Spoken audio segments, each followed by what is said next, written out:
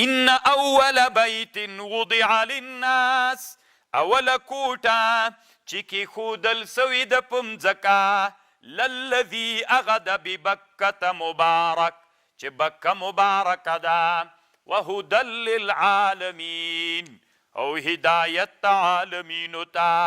طالبانو مکې ته ولې بکه وایي یا ځکه بکه ورته وایي بکه ازدحام ته وایي دلته هم ډېر ازدحام وي، یا بکه ماتوالي ته وایي ټکولو ته وایي. په بکه کې د جابرانو د کبرجنونو سرونه ټکوي. هر مغرور چې دلته راسي تنا یو احرام کې به وي. الله مو حج نصیب که طالبانو. کله چې د مزدلفې شپه وي خان و غریب پاچا و ګدا داسې خاورو باندې طالبانو پراته وي. صحیح دغسې خاورو باندې بس پراته وي، سرکونو غاړو هېڅوک هم طالبانو تخت نه لري، بس دغسې پراته وي. مونږ چې دا دویم وار حج ته تللي ولو، یو مولي صاحبو ځان ته بالښت اخیستی و، نو چې ویده کېدلو ما ته یې بالښت باندې سر کېږدېمل، نه ما تیږه راواخیستله، بیا مې چپلخې پې کېښودلې، ستې ویده سوی یم، بیا د شپې د عکس رانه اخیستلی و. نو طالبانو ورونو یوه نادره شپه وي، الله پاک مو حج نصیب که طالبانو. تا خو مولانا تیار کړی ده لکسې. نو طالبانو د مزدلفې عجیبه نادره شپه وي، نو ځکه ورته بکه وي کبرجنان ټکوي دلته، یا بکه ځکه ورته وایي عربو به ویلې بکت الناقتو، دا اوښه دومره وچسۍ وه چې تیانو کې بیخي شودې نه ولې. نو مکه کې اوبه نسته طالبانو، ډېره د اوبو له لحاظه ډېره داسې وچه مځکه د اوبه نه لري غیر له زمزم څاه نه.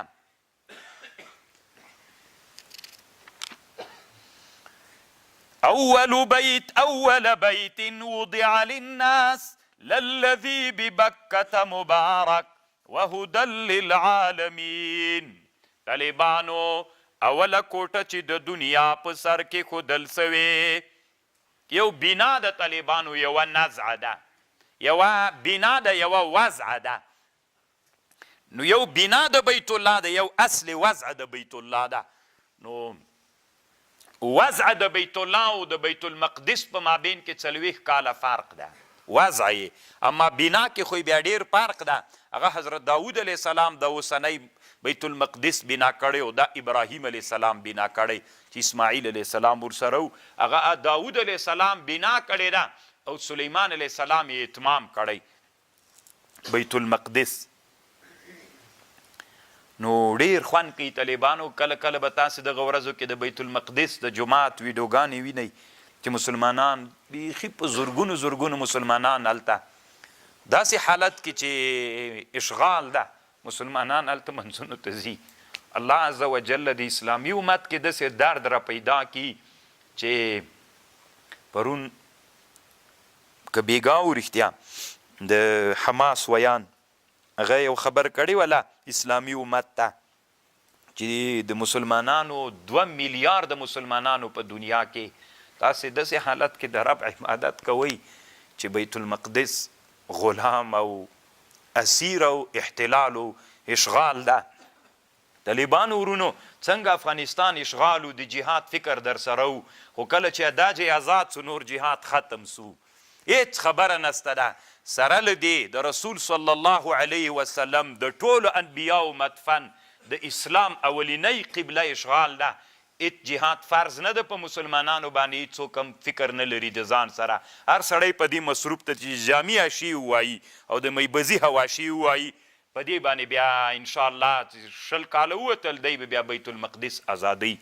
الله عز وجل ته موږ معاف کړي، ځکه موږ نن عصر کې داسې مسلمانان یو چې د اسلام د لویو شعایرو د ساتلو فکر را سره نسته ده.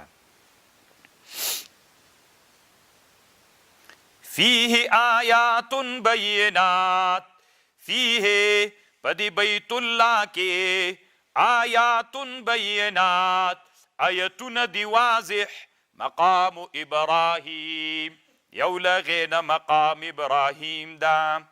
ومن دخله کان آمنا، څوک چې ورننوځي بیت الله ته په امن بوي.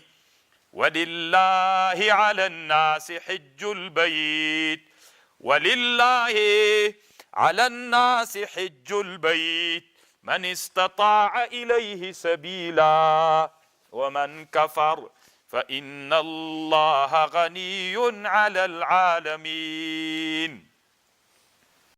وفيه پدی بیت الله کې آیات بینات، یو له آیاتو بینات روح المانی دالی کلی بیت الله 4 دیوال لري، که باران له دې طرف نه وي د بیت الله دیوال ته، بیا دا طرفونه د دنیا ډېر هغه وي خصب وي، یعنی معنا شنه وي، بارانونه بیا د دنیا په هغه طرف کیږي. که دا دیوال طرف ته بیت الله ته باران وسي بیا دا طرفونه، که مثلا دا طرف وي شام، که دا طرف وي یمن، داسې جهتونه فرق کوي.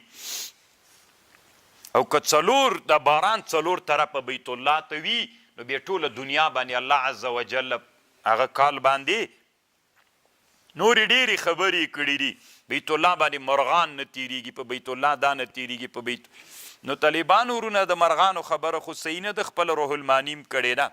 او یوه خبر طالبانو علما اوس عصر کې په دې بحث کوي چې تیارې د بیت الله په سر باندې نه تیریږي، یعنی د دنیا کوم خطونه چې دي د تیارو دا سړکونه د بیت الله په هغه باندې نه تیریږي. دې باندې یو علمي خبر کوي طالبانو داسې چې هغه قواعدو، ځکه دا تیارې خو داسې نه دي چې په خپل سر باندې روانې دي بس چې روانه سوله له دې جنځي نه. طالبانو دا به یو وارې چا ته برابریږي، به یو وارې خط ته برابریږي، بیا به طالبانو بیرته ځي. نو ډېر اوږدم دا وارې چې زه تللم موږ چې عمان ته تللو نو طالبانو د موږ تیاره داسې په ازره باندې لاړله، د پاکستان ته واوښتله، د پاکستان د پړچینار باندې واوښتله، هنګو کوهاټ دې ساحو ته واوښتله، بیرته داسې روانه سوله کوټې ته لاړله، بیا یې خپل مسیر ته ځان برابر کړ. بیخي ډېر باندې موږ مزل وکړ، که زوی مړ کړې خو داسې لنډه به ورغلې وي. دا خپل سړکونه لري، موږ تر اوسه افغانان لا د تیارې سړک هم نه لرو طالبانو په نړیواله سطحه. موږ د هند په سړک باندې سعودي ته چې موږ ځو یا دوبۍ ته چې ځو یو وارې به د هند سړک ته وځو، بیا به موږ نو موږ سړک نه لرو تر اوسه پورې. بیا موږ وایي موږ نابغهګان یو، خاورې نابغهګان یو، موږ په قاضي کې نابغهګان یو، نور خو نابغه موږ نه لرو. بله ورځ مې درته ویلې چې اسلامي امت نابغهګان لري که نه، خودې لري په قاضي کې. نو فیه آیات بینه. طالبانو د بیت الله دپاره ډېر نور اغسته ده. د تاریخ په تاریخ کې یوه موضوع مستقله د بیت الله او د حرمینو تاریخ د علماو ډېر کتابونه پې جوړ کړي دي، ډېر اوږده تاریخونه د بیت الله دي، څه رقم جوړه سوې، څوک ورته راغلي، څه نادرې پکې سوي دي. نو د بیت الله په اړه علماو ډېر تحقیقونه کړي کتابونو کې.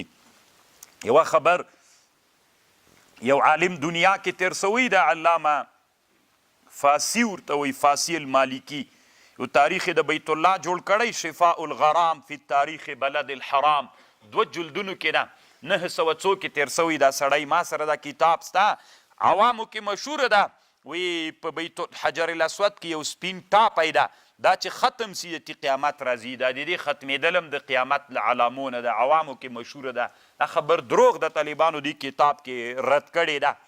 الاشاعه فی اشراط الساعه لعلامه بورزنجي شافعي دم په خپل کتاب کې دا رد کړي. دا هم ډېر ښه کتاب د طالبانو پیدا یې کوي، الاشاعه فی اشراط الساعه، د قیامت علامې، علامه بورزنجي شافعي ډېر ښه کتاب یې جوړ کړی. او بل دا د طالبانو ورونو ټولو انبیا علیهم السلام حج کړی و. علما وایي آدم علیه السلام 40 حجه له هند نه بیت الله ته راغلي و، حجونه یې کړي ول، 40 حج له هند نه کړي و، پیاده. آدم علیه السلام پیاده حج د بیت الله ته راغلي و. او ټولو انبیاو علماوی او هود علیه السلام او صالح علیه السلام حج نه و کړی، اما حق خبر دا ده حضرت هود او حضرت صالح علیه السلام هغوی هم حجونه کړي دي، دواړه حجونو ته راغلي دي. ټولو انبیا علیهم السلام حج د بیت الله کړی.